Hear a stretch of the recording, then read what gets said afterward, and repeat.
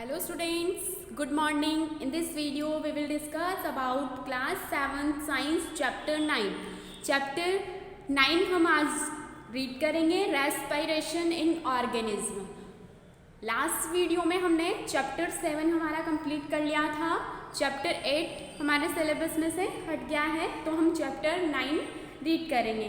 Chapter 9 है हमारा respiration in organism, यानी जो ऑर्गेनिज्म है, जो सजीव हैं, उनमें श्वसन किस प्रकार से होता है, तो उसके बारे में हम इस चैप्टर के अंदर रीड करेंगे. ठीक है, पेज नंबर 88 आपको ओपन करना है. Let's start. रेस्पिरेशन. तो देखो रेस्पिरेशन क्या होता है. You have already learn that energy is release from digested food through the process of respiration. आप ये पहले से जानते हैं कि जो डाइजेस्टेड फूड होता है, यानी जो भोजन हम खाते हैं उसका क्या होता है, डाइजेशन होता है.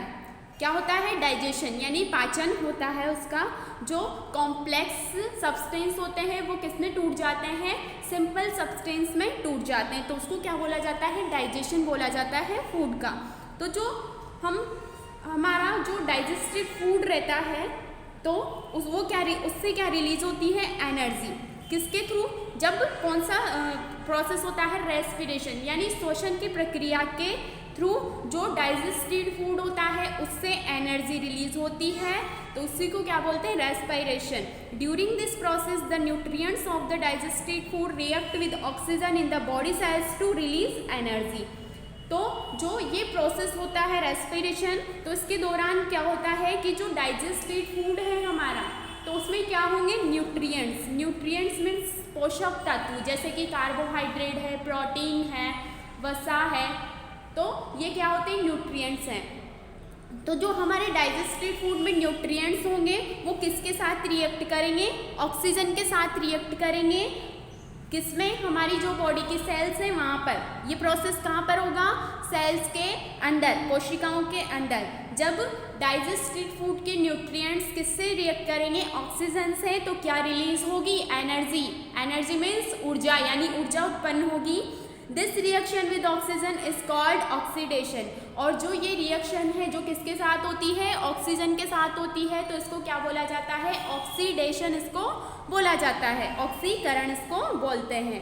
A process in living organism involving the production of energy typically with the intake of oxygen and the release of carbon dioxide from the oxidation of complex organic substance is called respiration.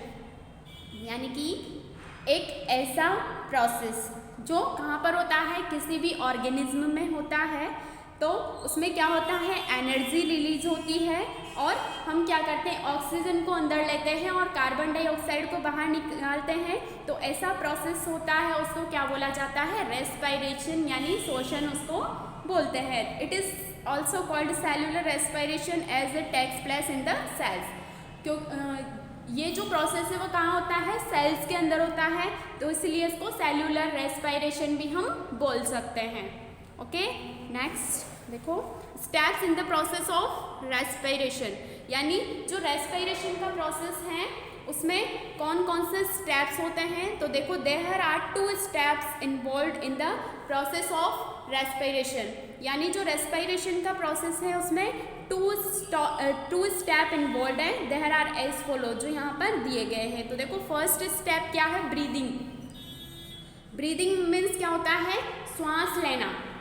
लेते हैं हम श्वास लेना, breathing होती है. Breathing involves the exchange of gases oxygen and carbon dioxide. यानी breathing में क्या आ जाता है कि जो हम ऑक्सीजन और कार्बन डाइऑक्साइड CO2 O2 और CO2 में जो यहाँ पर एक्सचेंज हो रहा है वो क्या होता है, ब्रीदिंग. यानी ऑक्सीजन को हम अंदर ले रहे हैं और CO2 को कहाँ निकाल रहे हैं, बाहर निकाल रहे हैं.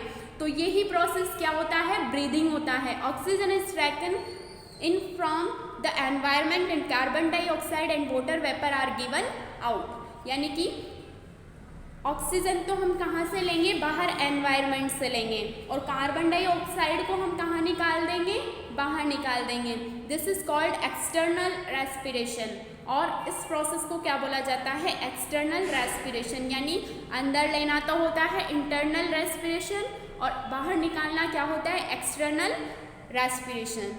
ठीक है, टर्म से पता चल रहा है। इंटरनल यानी अंदर ले रहे हैं, एक्सटर्नल यानी बाहर निकाल रहे हैं। यानी श्वास जब अंदर ले रहे हैं तो उसको बोलेंगे इंटरनल रेस्पिरेशन, और जब श्वास हम बाहर छोड़ रहे हैं तो क्या बोल देंगे उसको, एक्सटर्नल रेस्पिरेशन बोल देंगे। ओके, नेक्स्ट स्टेप क्या है, सेलुलर रेस्पिरेशन यानी कोशिकीय श्वसन। कहाँ पर होता है रेस्पिरेशन, सेल्स के अंदर, इसलिए इसको हम क्या बोल सकते हैं, सेलुलर रेस्पिरेशन। देखो क्या होता है, cellular respiration involves using the oxygen which is breathe into the release energy in the cells. यानी जो सेलुलर रेस्पिरेशन होता है तो उसमें क्या यूज़ की जाती है, ऑक्सीजन यूज़ की जाती है। ठीक है, उसको क्या किया जाता है, अंदर लिया जाता है, और जिससे क्या होता है, एनर्जी रिलीज होती है। कहाँ पर, सेल्स में। Carbon dioxide and water vapour are released as waste product in this process. और ये जो प्रोसेस होता है सेलुलर रेस्पिरेशन, तो इसमें वेस्ट प्रोडक्ट के रूप में क्या बनता है, कार्बन डाइऑक्साइड यानी CO2 गैस बनती है, और वाटर वेपर यानी कि वाष्प बनती है। ठीक है, when air is breathe out by us this process is called internal respiration. और जब एयर क्या करी जाती है, एयर हमारे द्वारा अंदर ली जाती है, तो उसको, इस प्रोसेस को क्या बोला जाता है, इंटरनल रेस्पिरेशन इसको बोला जाता है। The chemical equation to show the reaction of respiration as follows. यहाँ पर रिएक्शन दी गई है, एक केमिकल रिएक्शन दी हुई है जो किसको शो करती है, रेस्पिरेशन के प्रोसेस को शो करती है। तो देखो यहाँ पर ये C6H12O6 क्या है, ये ग्लूकोज है, यानी शुगर का एक टाइप है ग्लूकोज। तो हम जो भोजन खाते हैं उसका क्या होता है, डाइजेशन होता है। डाइजेशन के थ्रू क्या बनता है, न्यूट्रिएंट्स। तो न्यूट्रिएंट्स में ग्लूकोज, फ्रक्टोज, इस तरह के भी शुगर्स भी होते हैं। तो जैसे हमने मान लिया ग्लूकोज है, तो ग्लूकोज किससे रिएक्ट करेगा, ऑक्सीजन से। यहाँ पर कोई सा भी न्यूट्रिएंट हो सकता है डाइजेस्टेड फूड का। ठीक है, तो यहाँ पर ग्लूकोज है, ग्लूकोज किससे रिएक्ट करेगा, ऑक्सीजन से। O2 से यहाँ पर ऑक्सीजन से क्या करेगा, रिएक्ट करेगा। यहाँ पर 6 मॉलिक्यूल्स हमने ऑक्सीजन के लिए हैं। ठीक है, क्योंकि यहाँ पर कार्बन भी 6 है और ऑक्सीजन भी 6 है, तो उसके अकॉर्डिंग हमने क्या ले लिया, ऑक्सीजन के 6 मॉलिक्यूल्स हमने यहाँ पर ले लिए। तो देखो क्या बनेगा, यहाँ पर जब भी रेस्पिरेशन का प्रोसेस होगा ना, तो CO2 बनेगी और साथ में वाटर बनेगा, यानी वाटर वेपर बनेगी और एनर्जी रिलीज होगी। ठीक है, तो यहाँ पर ग्लूकोज ऑक्सीजन से रिएक्ट करेगा, तो देखो क्या बना, 6CO2 बना, 6H2O बने, और साथ ही एनर्जी रिलीज होती है। नेक्स्ट है ब्रीदिंग इन ह्यूमन बीइंग्स, यानी जो ह्यूमन बीइंग्स हैं, जो मनुष्य हैं, उनमें श्वसन किस टाइप से होता है। Breathing is a physical process human beings perform breathing through a complex system of organs which are collectively called respiratory system. यानी कि जो ह्यूमन बीइंग्स होते हैं वो किस तरह से ब्रीथ करते हैं, तो जो ब्रीदिंग है वो कौन सा प्रोसेस है, फिजिकल प्रोसेस है। और जो ह्यूमन बीइंग्स है वो किस तरह से, जो कॉम्प्लेक्स सिस्टम पाया जाता है ह्यूमन बीइंग्स के अंदर ऑर्गन्स का, जिसको क्या बोला जाता है, रेस्पिरेटरी सिस्टम उसको बोला जाता है, श्वसन तंत्र बोलते हैं। The respiratory system in human beings consist of the following organs. यानी जो ह्यूमन रेस्पिरेटरी सिस्टम होता है तो उसमें कौन कौन से ऑर्गन्स होते हैं, नोज, रेस्पिरेटरी सिस्टम नोज से शुरू होता है, फिर फेरिंग्स आएगा, फिर ट्रैकिया, ब्रोंकाई एंड लंग्स। ठीक है, 5 यहाँ पर ऑर्गन्स है, nose, pharynx, trachea, bronchi and lungs. Breathing is very little to do with oxygen, यानी ब्रीदिंग के लिए बहुत ही कम ऑक्सीजन की नीड होती है। Air contains 21% oxygen and the body needs only 5%। यानी जो एयर में ऑक्सीजन होती है उसका परसेंटेज कितना होता है, 21% होती है, लेकिन जो हमारी बॉडी को नीड होती है ऑक्सीजन की, ओनली कितनी होती है, 5%। It's all about carbon dioxide.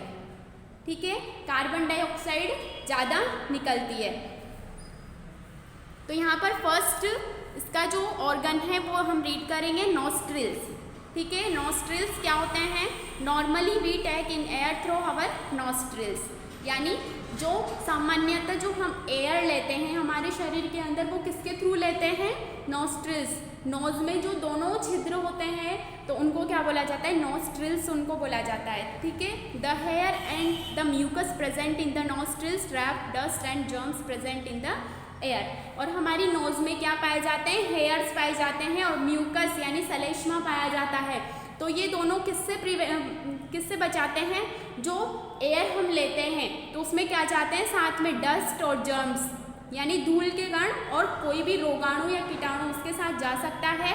तो वो जो डस्ट और जर्म्स हैं वो कहाँ पर ट्रैप हो जाते हैं, उस म्यूकस या हेयर में ही ट्रैप हो जाते हैं, या वहाँ पर रह जाते हैं वो और अंदर फ्रेश एयर जाती है, ठीक है। Nostrils also warm the air to body temperature, यानी जो नॉस्ट्रिल जो होते हैं, नासा छिद्र जो होते हैं, तो ये क्या है, also warm the air to body temperature, यानी जो बॉडी टेम्परेचर के हिसाब से जो एयर चाहिए उसको क्या करते हैं, ये वार्म करते हैं। Nasal cavity, nasal cavity after passing through the nostrils the air enters the pharynx the region where the nasal cavity and mouth meet at part of the throat, यानी कि जब कहाँ से एयर कहाँ से पास होगी, नॉस्ट्रिल से, नॉस्ट्रिल से अंदर जाएगी तो नॉस्ट्रिल से और जो पूरे नोज जहाँ पर ख़त्म हो रहा है वहाँ तक का पार्ट क्या होता है, नेजल कैविटी होता है। तो जब एयर नॉस्ट्रिल्स के थ्रू अंदर जाएगी तो एयर कहाँ पर एंटर करेगी, फेरिंग्स में, नेजल कैविटी तक जाएगी, उसके बाद कौन सा पार्ट आएगा, फेरिंग्स आएगा। तो फेरिंग्स में जब एयर एंटर करेगी, फेरिंग्स कौन सा पार्ट है, नेजल कैविटी जहाँ पर ख़त्म होगी, और माउथ जहाँ से स्टार्ट होगा वहाँ जो गले वाला पार्ट है वो क्या होगा, फेरिंग्स, ठीक है। तो ये देखो ये नेजल कैविटी है, यहाँ पर नेजल कैविटी, और ये नेजल कैविटी, तो ये नेजल कैविटी यहाँ पर ख़त्म हो रही है तो यहाँ से क्या आ जाएगा, फेरिंग्स आ जाएगा, ओके। फिर नेक्स्ट पार्ट क्या आएगा, लैरिंग्स, फिर ट्रैकिया आएगा, ठीक है, फिर lungs, bronchi, bronchioles, alveoli, diaphragm, ठीक है। नेक्स्ट ट्रैकिया, ट्रैकिया और wind pipe is a long cylindrical tube supported by cartilaginous ring, यानी जो ट्रैकिया होता है, ट्रैकिया क्या है, ट्रैकिया को वाइंड पाइप भी बोला जाता है, श्वास नली, ठीक है। तो ये कैसी होती है, लॉन्ग सिलेंड्रिकल यानी लंबी बेलनाकार एक नली होती है, ट्यूब होती है, जो जिसमें क्या पाई जाती है, कार्टिलेजिनस रिंग्स पाई जाती है इस तरह से। ये देखो ये रहा ट्रैकिया, यहाँ पर ये ट्रैकिया में इस तरह से रिंग्स पाई जाती है, इस तरह से, ठीक है। तो ये क्या होती है, कार्टिलेजिनस रिंग्स होती है which prevent it from collapsing, और जो ये रिंग पाई जाती है ट्रैकिया के अंदर, यानी ये ट्रैकिया श्वास नली है हमारी, ठीक है। तो इस ट्रैकिया के अंदर जो ये रिंग्स पाई जाती है तो ये क्या करती है, इसको सिकुड़ने से बचाती है, यानी हमारी श्वास नली को पिचकने नहीं देती है ये रिंग्स, ठीक है। The upper part of trachea is a box like chamber called लैरिंग्स और वॉइस बॉक्स, और जो ट्रैकिया होता है उसका जो अपर पार्ट है, जो बॉक्स के लाइक होता है, ये रहा बॉक्स के लाइक जो एक चैम्बर है उसको लैरिंग्स या वॉइस बॉक्स बोला जाता है। लैरिंग्स होता है स्वर यंत्र, उसकी वजह से हम क्या कर पाते हैं, बोल पाते हैं, ठीक है, कम्युनिकेशन कर पाते हैं। Glottis is guarded by a flap-like structure called epiglottis which prevents food from entering the windpipe, और जो ग्लॉटिस होता है यानी ट्रैकिया के ऊपर एक ढक्कन पाया जाता है, ठीक है। तो एक फ्लैप लाइक स्ट्रक्चर होती है epiglottis which prevents food from entering the wind pipe, और ये जो एपीग्लॉटिस होता है तो जब हम क्या करते हैं, भोजन करते हैं तब ये बंद हो जाता है ताकि जो भोजन है वो कहाँ पे नहीं जाए, श्वास नली में नहीं जाए, ठीक है। The trachea branches into two thinner tubes called bronchi, और जो ये ट्रैकिया है ये आगे जाके किसमें, टू ब्रांचेस में डिवाइड हो जाता है, जिसको क्या बोला जाता है, bronchi which enters the lungs, और ये ब्रोंकाई कहाँ पे एंटर करेगी, लंग्स के अंदर एंटर करेगी, ठीक है। नेक्स्ट एंड लास्ट पार्ट है इसका लंग्स, जो सबसे मेन पार्ट है किसका, रेस्पिरेटरी सिस्टम का, ठीक है। देखो lungs are the main respiratory organ, यानी जो फेफड़े होते हैं वो मेन रेस्पिरेटरी ऑर्गन है which are located on both sides of the chest cavity. और जो चेस्ट कैविटी होती है उसके दोनों साइड पर लंग्स होते हैं, यानी लंग्स कितने होते हैं, 2 होते हैं, पेयर में होते हैं। Inside the lungs bronchi branch into fine narrow tubes called bronchioles. और लंग्स के अंदर की तरफ जो ब्रोंकाई यानी ट्रेकिया है, ट्रेकिया 2 ब्रांचेस में डिवाइड होगा, तो कहाँ पर एंटर करेगा, लंग्स के अंदर, तो उसको हम क्या बोलेंगे, ब्रोंकाई। और जो ब्रोंकाई फिर आगे जाके और भी ब्रांचेस में डिवाइड हो जाएगी तो उसको क्या बोलेंगे, हम ब्रोंकियोल्स बोलेंगे। ठीक है। Air passes through the bronchioles and finally enters tiny sacs called alveoli. और एयर कहाँ से पास होगी, ब्रोंकियोल्स, यानी ट्रेकिया से ब्रोंकाई में, ब्रोंकाई से ब्रोंकियोल्स में। और ब्रोंकियोल्स के जो सिरे होते हैं, इनके जो ब्रोंकियोल्स के एंड होते हैं वहाँ पर क्या पाई जाती है, एल्वियोलाई पाई जाती है, कुपिकाएँ पाई जाती है। कैसी होती है, थैले के समान संरचना होती है। तो ये जो एयर है वो कहाँ जाएगी, एल्वियोलाई में जाती है। और जो रेस्पिरेटरी यानी रेस्पिरेशन की यूनिट होते हैं ना, इकाई, वो किसको बोलते हैं, एल्वियोलाई को ही बोलते हैं। ठीक है। Etch lungs has million of alveoli, यानी एक लंग में, एक फेफड़े में मिलियंस में एल्वियोलाई पाई जाती है, यानी इतनी संख्या हो सकती है एल्वियोलाई की। Which gets filled with air when we inhale.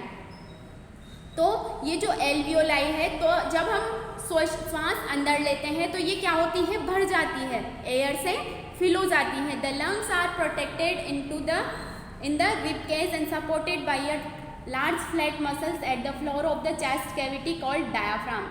और ये जो लंग्स होते हैं वो किससे कौन प्रोटेक्ट करता है लंग्स को, रिब केज, यानी जो हमारा रिब केज, यानी कि जो मसल्स या जो बोन्स पाई जाती है उसका एक केज बना हुआ रहता है, पिंजरे लाइक बना हुआ होता है, उसके अंदर ही लंग्स रहते हैं और उसके अंदर ही हमारा हार्ट रहता है। ठीक है। तो ये बाहरी आघातों से सुरक्षा करता है लंग्स और हार्ट की। Supported by a large flat muscles at the floor of the chest cavity called diaphragm. और जस्ट लंग्स के नीचे एक फ्लैट मसल्स पाई जाती है, लार्ज फ्लैट मसल, जो किसको सपोर्ट करती है, लंग्स को। तो ये क्या होती है, डायाफ्राम, डायाफ्राम इसको बोला जाता है। ठीक है। तो कौन कौन से टाइप्स होते हैं, देखो रेस्पिरेटरी सिस्टम में कौन कौन से ऑर्गन्स होते हैं। देखो यहाँ पर रेस्पिरेटरी सिस्टम स्टार्ट कहाँ से होगा, नोज से। ठीक है। नोज के जो दोनों छेद होते हैं बाहर की ओर, वो उसको क्या बोला जाता है, नोस्ट्रिल बोला जाता है। ठीक है। क्या बोलेंगे, नोस्ट्रिल। जो नोस्ट्रिल्स है हमारे, तो अंदर क्या पाया जाता है, हेयर और म्यूकस पाया जाता है।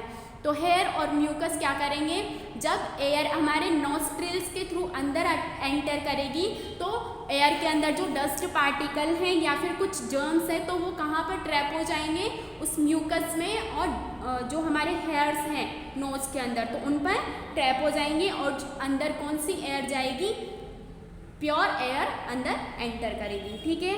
नोस्ट्रिल के बाद एयर कहाँ पे जाएगी, नेजल कैविटी में। ये पूरी यहाँ से यहाँ तक नेजल कैविटी है। ठीक है। नेजल कैविटी से होके कहाँ पे जाएगी, फेरिंग्स के अंदर। ये वाला जो पार्ट है यहाँ का फेरिंग्स है। ठीक है। फेरिंग्स क्या है, जो नेजल कैविटी को किससे जोड़ता है, माउथ से जोड़ता है। ठीक है। नोज को किससे जोड़ता है, माउथ से। तो नोज को माउथ से जोड़ने वाला जो ऑर्गन है वो कौन सा है, फेरिंग्स है। ठीक है। फिर फेरिंग्स से एयर कहाँ पर जाएगी, लैरिंग्स के अंदर। ये लैरिंग्स वैसे तो रेस्पिरेशन में यूज़ नहीं होता है, लेकिन ये बीच में पड़ता है ना पार्ट, इसलिए इसको नाम हम रेस्पिरेटरी सिस्टम में भी पढ़ते हैं। ठीक है। लैरिंग्स के बाद क्या आएगा यहाँ पर, ट्रेकिया। तो जो ट्रेकिया है वो हमारी श्वास नली है। ठीक है। कैसी होती है, लॉन्ग सिलेंड्रिकल ट्यूब होती है और इसमें रिंग्स पाई जाती है इस तरह से। जो ये कार्टिलेजिनस रिंग्स होती है इसमें, तो ये इसको पिचकने से रोकती है। ठीक है। पिचकने से रोकती है। और इस ट्रेकिया के जस्ट ऊपर क्या पाया जाता है, लैरिंग्स पाया जाता है, स्वर यंत्र पाया जाता है। इसको वॉइस बॉक्स भी बोला जाता है। ठीक है। और यहाँ पर एक इधर, क्योंकि इधर कौन सा सिस्टम आ जाता है, डाइजेस्टिव सिस्टम भी यहीं पर अटैच रहता है इससे, ठीक है। तो यहाँ पर एक ढक्कन पाया जाता है जिसको एपिग्लॉटिस बोला जाता है। तो वो जो एपिग्लॉटिस होता है, तो जब हम फूड ईट कर रहे होते हैं तो वो जो एपिग्लॉटिस है ये बंद हुआ रहता है। तो बंद हुआ रहता है ताकि जो भोजन है वो किसके अंदर नहीं जाए, ट्रेकिया के अंदर नहीं जाना चाहिए, ठीक है, वरना हमें सांस लेने में दिक्कत हो सकती है, ठीक है। और जो ये ट्रेकिया है वो आगे जाकर किसमें डिवाइड हो जाएगा, 2 ब्रांचेस में ये डिवाइड हो जाएगा। देखो यहाँ से ये 2 ब्रांचेस में डिवाइड हो गया ना, तो ये 2 ब्रांचेस जो होंगी उसको क्या बोला जाएगा, ये कहाँ पर एंटर करेगी, लंग्स के अंदर एंटर करेगी, और इनको अब क्या बोला जाएगा, ब्रोंकाई बोला जाएगा, ठीक है।